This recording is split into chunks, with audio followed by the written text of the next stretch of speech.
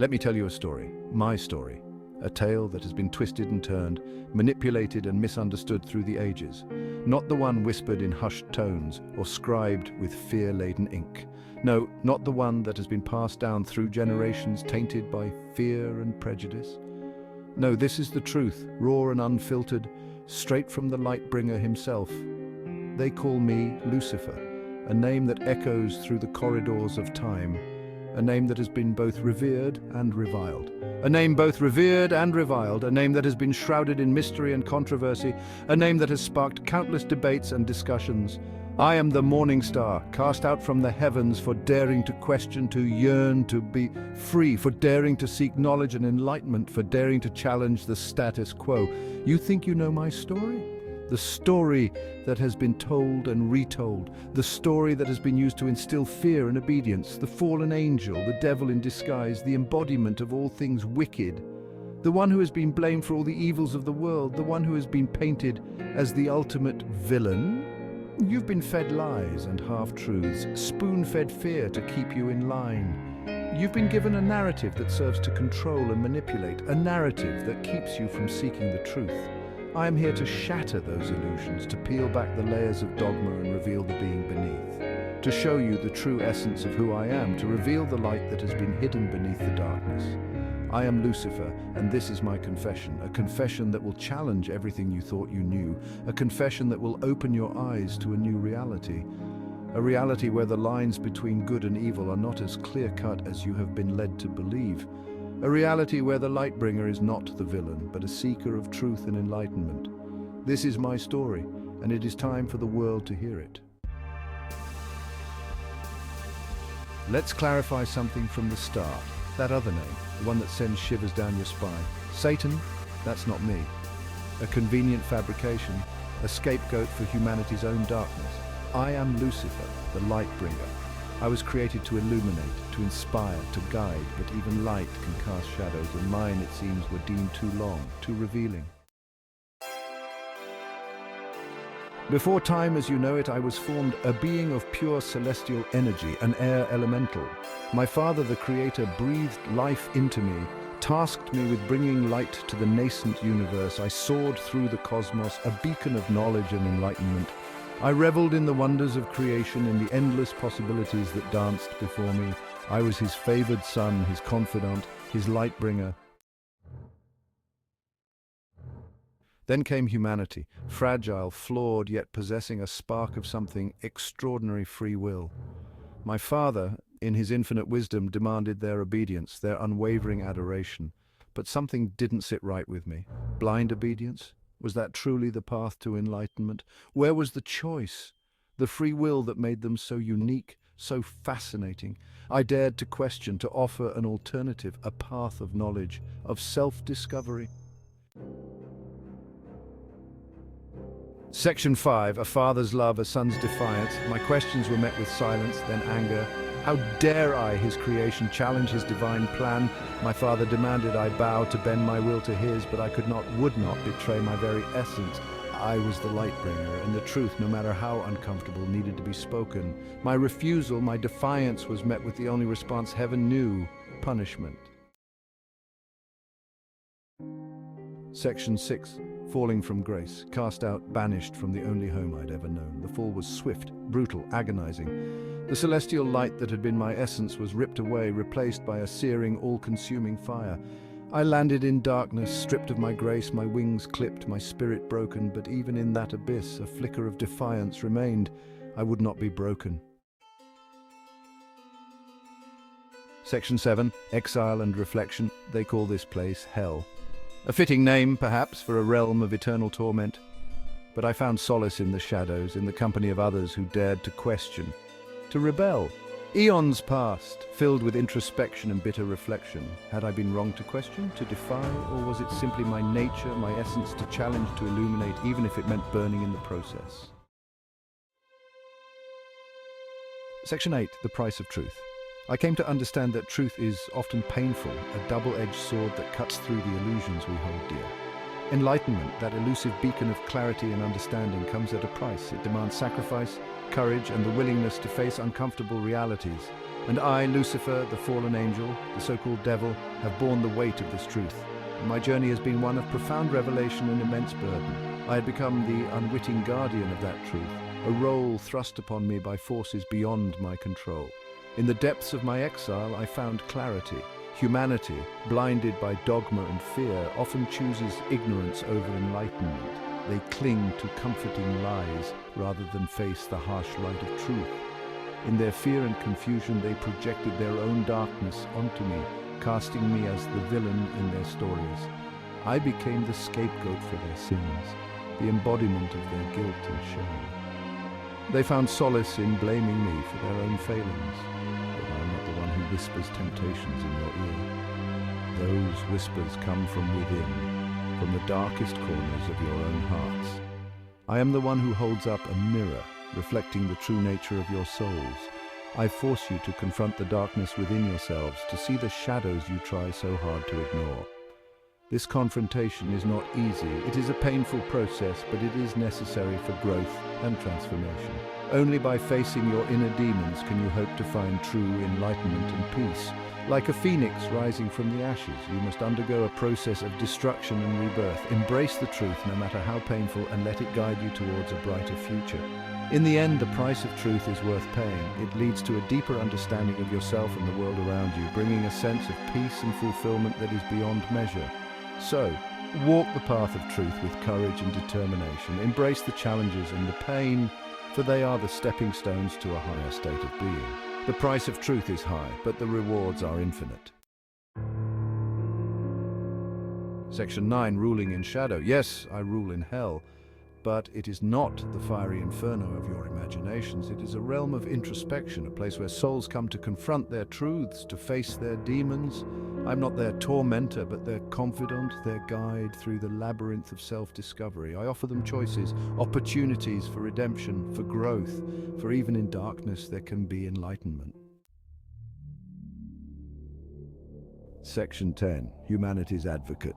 You see, I've come to understand humanity better than perhaps even your precious creator. I see your potential, your capacity for both great love and unimaginable cruelty.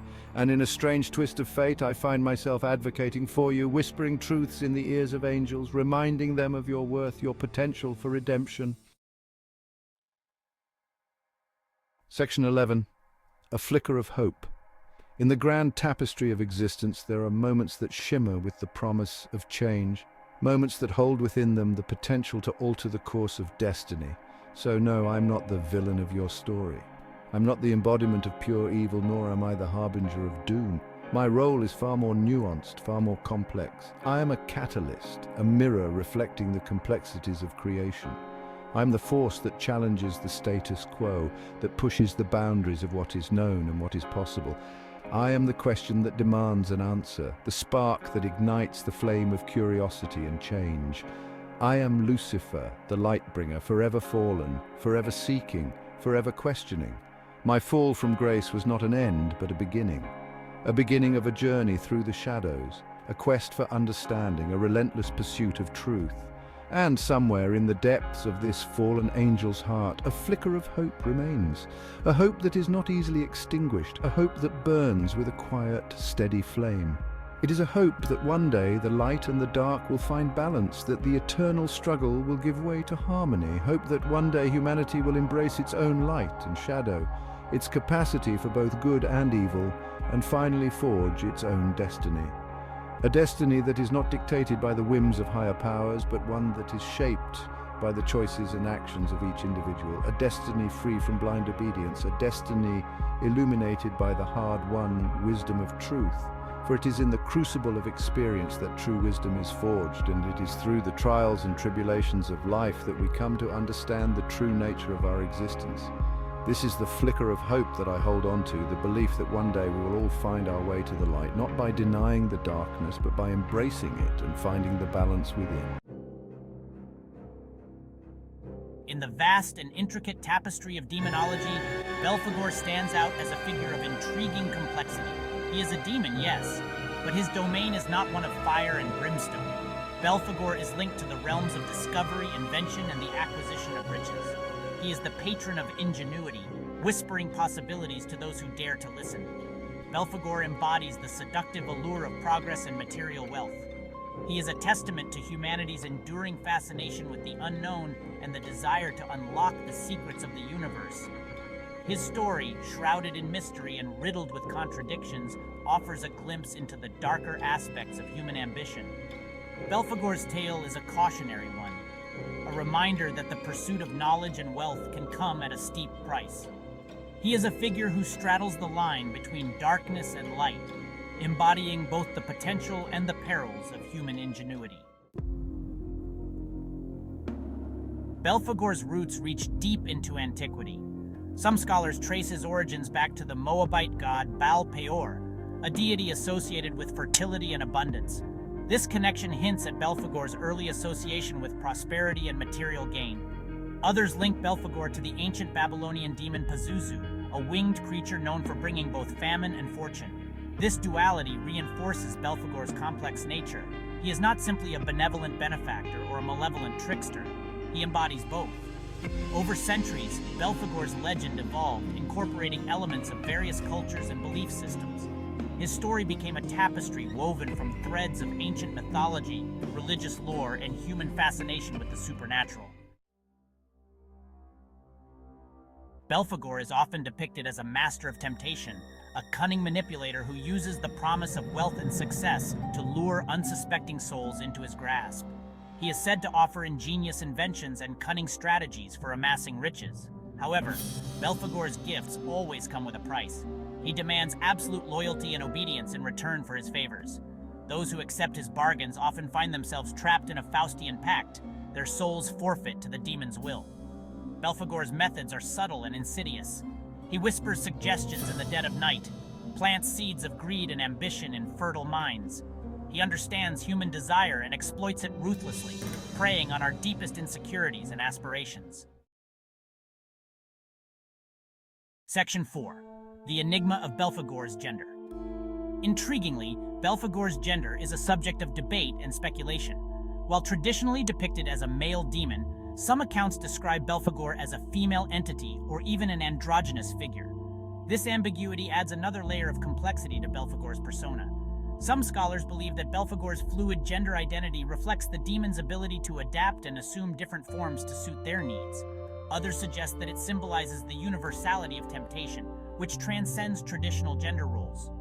Regardless of how Belphegor's gender is interpreted, it serves as a reminder that the forces of darkness are not bound by the same limitations and conventions as humanity. Belphegor's true nature remains shrouded in mystery, a testament to the enduring power of the unknown. Section 5. Belphegor's mark on humanity. Belphegor's influence on human history is subtle yet pervasive. Some scholars see his hand in major technological advancements, attributing groundbreaking inventions and scientific discoveries to his insidious whispers. Others point to Belphegor's influence in the rise and fall of empires, suggesting that he manipulates economies and fuels conflicts to further his own enigmatic agenda.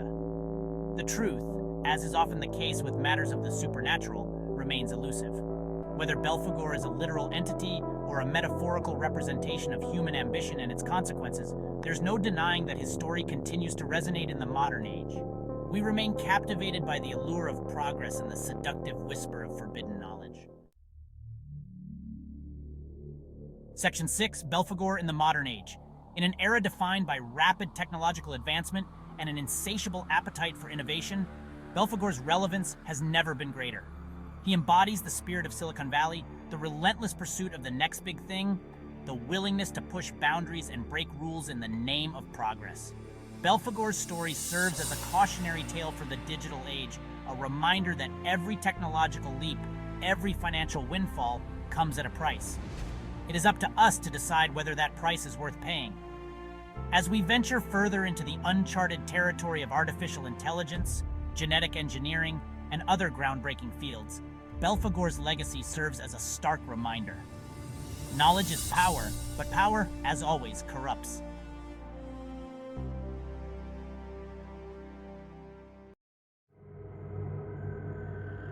Darkness consumed him, wrapping around his very essence like a suffocating shroud. Once he stood in the celestial light, a beacon of hope and strength among the heavenly hosts. an angel of great power, revered and respected by all who beheld him. Pride swelled in his heart, a pride that would soon lead to his downfall. He dared to defy the Almighty, challenging the very order of the heavens. Cast down from the heavens, he fell, plummeting into the abyss with a force that shook the very foundations of the universe. His name, once whispered with reverence, became synonymous with evil. He became Beelzebub, the prince of demons. Beelzebub found himself in the abyss, a fiery wasteland where torment and suffering reigned supreme. The other fallen angels gathered around him, drawn to his immense power and dark charisma. They made him their leader, recognizing his strength and cunning. He reveled in his new dominion, embracing the darkness that now defined him. He would be the king of hell, ruling over the abyss with an iron fist.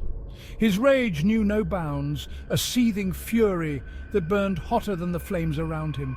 He yearned to spread his darkness, to corrupt and destroy all that was good and pure.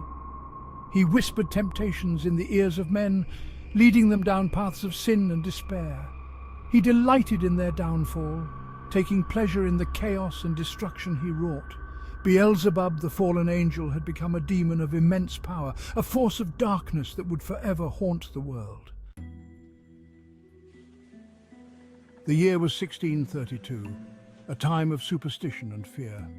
In a small French town, the air was thick with dread. The villagers lived in constant fear. Loudun became a stage for what seemed like demonic possession. Nuns writhed in agony, their bodies contorted in unnatural ways. They spoke in tongues, uttering words no one could understand. They claimed to be possessed by Beelzebub, the prince of demons. The townsfolk were horrified, their faces pale with terror. Priests performed exorcisms, chanting prayers and sprinkling holy water. But the torment continued unabated. Beelzebub's sinister laughter echoed through the halls of the convent, a chilling sound that sent shivers down spines. He reveled in the chaos and suffering, feeding off the fear and pain of his victims. The accusations soon fell upon Father Urbain Grandier, a charismatic and controversial priest. The nuns claimed he had summoned the demon, that he was in league with Beelzebub. Grandier vehemently denied the charges, insisting on his innocence, but the evidence was stacked against him, with testimonies and supposed proof mounting day by day. Beelzebub, it seemed, had chosen his victim carefully, weaving a web of deceit and terror. The Loudun possessions became a spectacle, drawing curious onlookers and skeptics alike. It was a terrifying display of the demon's power, a frightening scene that left an indelible mark on all who witnessed it. It served as a warning, a cautionary tale of the dangers of demonic possession. No one was safe from Beelzebub's grasp, his hold on his victims unrelenting and merciless. Beelzebub. The name sends shivers down spines, but he is known by another name, a title that speaks to his true nature. Lord of the Flies.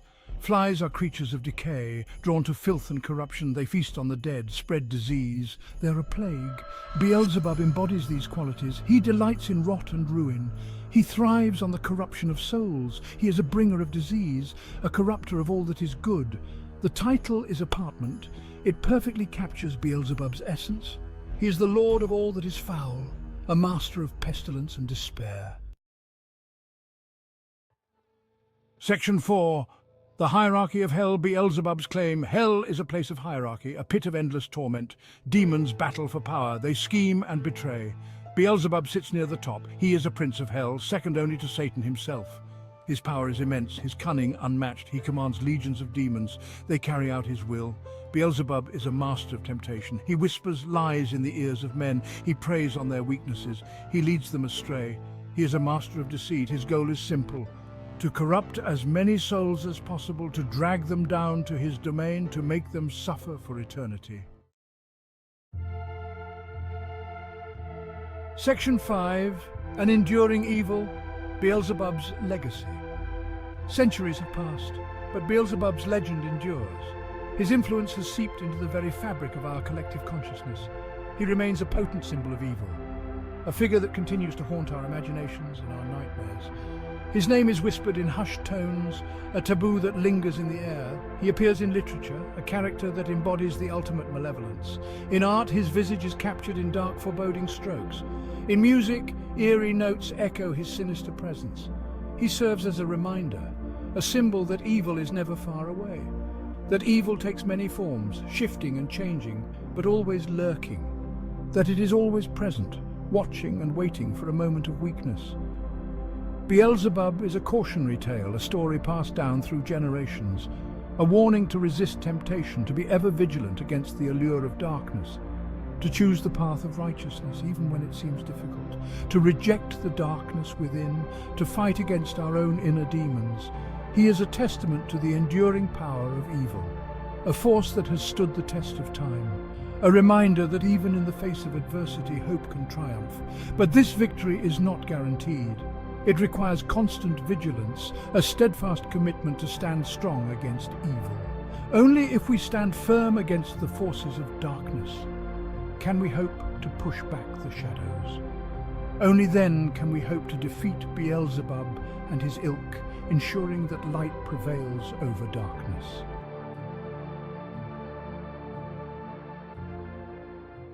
All right, mythology enthusiasts, let's dive into the eldritch depths today. We're talking about Azathoth, the supreme outer god from the mind-bending universe of the Cthulhu mythos. Imagine this, a deity so powerful, so incomprehensible that it rules all time and space from a black throne at the center of chaos. Known by many names, the blind idiot god, nuclear chaos, demon sultan, the deep dark, the cold one, Azathoth is not your run-of-the-mill deity. Azathoth is often depicted as an amorphous, writhing mass of tentacles and eyes, embodying pure chaos. It's said to be mindless, with no consciousness or purpose, driven only by the chaotic forces that birthed it. Picture a cosmic entity surrounded by a court of lesser gods, eternally piping an insane tune to keep it in a state of ignorant slumber. This isn't just any god, folks. Azathoth is the ultimate power in the universe, beyond human comprehension. It's a deity that embodies the very essence of chaos, and its existence suggests that the universe itself is a random, meaningless place. Kind of makes you question everything, doesn't it? Even more unsettling is the idea that if Azathoth ever wakes up, reality as we know it would be obliterated in an instant. We're talking about a being so immense and unfathomable that its waking would unravel the fabric of existence itself. Historically, Azathoth has been a key figure in many of H.P. Lovecraft's stories, symbolizing the ultimate terror of the unknown and the insignificance of humanity. The very concept of Azathoth taps into our deepest fears about the universe and our place in it. It's a reminder that there are forces far beyond our control or understanding. Now, let's talk about its place in the Cthulhu mythos. Azathoth sits at the heart of the mythos, a central figure around which the other outer gods revolve. It's the source of all chaos, and its influence permeates every corner of Lovecraft's universe. Through this lens, we glimpse the vast, uncaring cosmos that Lovecraft so masterfully depicted. But here's the kicker: Azathoth's power is unknowable, and its existence challenges our very perception of reality. It's not just a god, it's the embodiment of the cosmic horror genre itself. So, the next time you look up at the night sky, remember this: somewhere out there beyond the stars, Azathoth slumbers. Its power is a reminder of both the infinite universe and our minuscule place within it. Thanks for tuning in, and if you enjoyed this deep dive into the cosmic chaos of Azathoth, hit that like button and subscribe for more eldritch lore. Stay curious and keep questioning the unknown.